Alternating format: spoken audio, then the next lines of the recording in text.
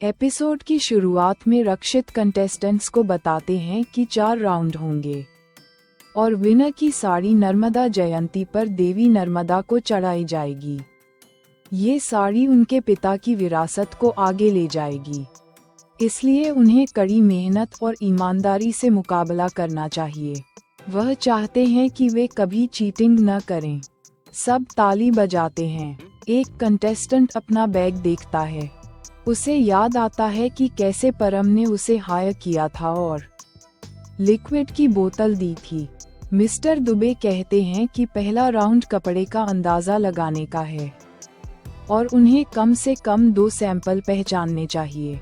वह बताते हैं कि उनकी आंखों पर पट्टी बंधी होगी, इसलिए उन्हें आंखों का नहीं, दिमाग का इस्तेमाल करना चाहिए। इरा ईशा से कहती है कि आज अपराजिता को डिस्क्वालीफाई कर देना चाहिए। मिस्टर दुबे ये सुन लेते हैं। पहला राउंड शुरू होता है।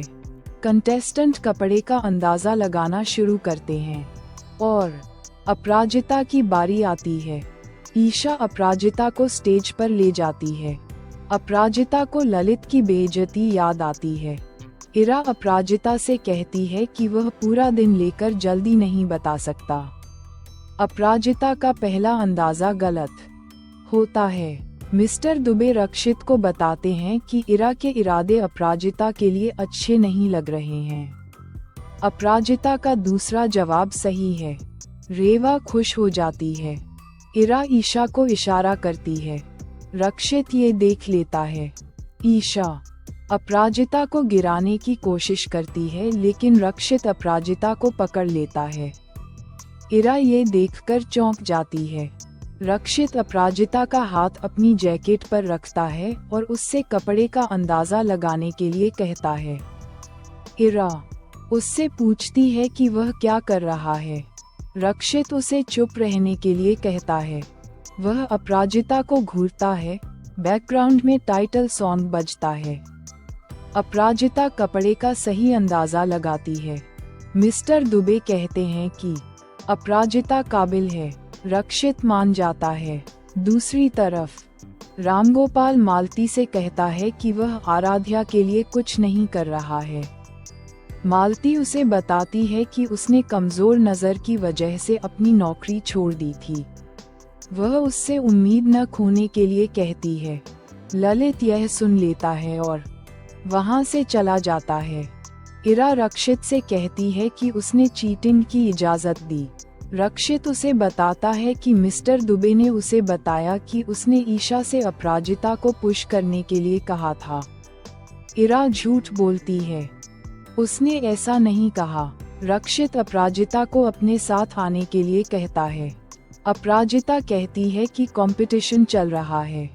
रक्षित उसे याद दिलाता है कि वह सीईओ है। वह उसे वहां से ले जाता है। रक्षित अपराजिता से कहता है कि वह सुबह ही उसके कपड़े देख चुकी है, इसलिए उसे उसकी संतुष्टि के लिए एक और कपड़े का अंदाज़ा लगाना चाहिए।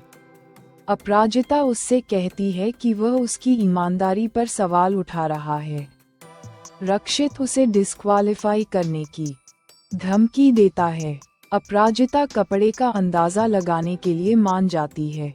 वह आंखों पर पट्टी बांध लेती है और सारे कपड़े सही बताती है।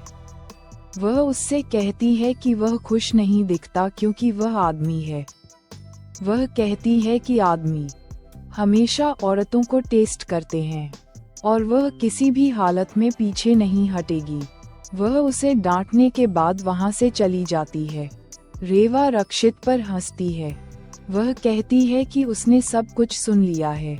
रक्षित पूछता है कि वह किसे कंट्रोल कर रहा है। रेवा हंसती है। परम का आदमी इरा से कहता है कि यह गलत है। वह कहता है कि यह कंपटीशन नकली है। इरा कहती है कि वे रिजल्ट तय करेंगे। वह उसे बताता है कि पहले राउंड के विनर्स को अंदाज़ा लगाने के लिए आसान फैब्रिक मिला। रक्षित वहां आता है और कहता है कि कुछ भी झूठ नहीं है। परम का आदमी कहता है कि अरविंद आर्टिस्ट है, रक्षित नहीं, इसलिए रक्षित टैलेंट को पहचान नहीं पाता। परम के आदमी कहते हैं कि प्रोटेस्ट होगा। वे चीजें तोड़ना शुरू कर देते हैं। रक्षित उन्हें रोकने की कोशिश करता है। इरा पुलिस को बुलाने के लिए कहती है। परम का आदमी बोतल फेंकता है, लेकिन अपराजिता उसे पकड़ लेती है। एपिसोड खत्म होता है। प्रीकैप। अपराजिता परम के आदमियों को बताती है कि रक्षित ये कंपटीशन इसलिए कर रहा है क्योंकि वह चाहता है कि उसके पिता की लेगेसी ऊंचाइयों तक पहुंचे और हारने वालों पर दाग लगना चाहिए। रक्षित लड़ने के लिए अपराजिता की तारीफ करता है। अपराजिता उससे कहती है कि उसे थैंक यू बोलना चाहिए। रक्षित को लगता है कि उसमें कुछ खास है।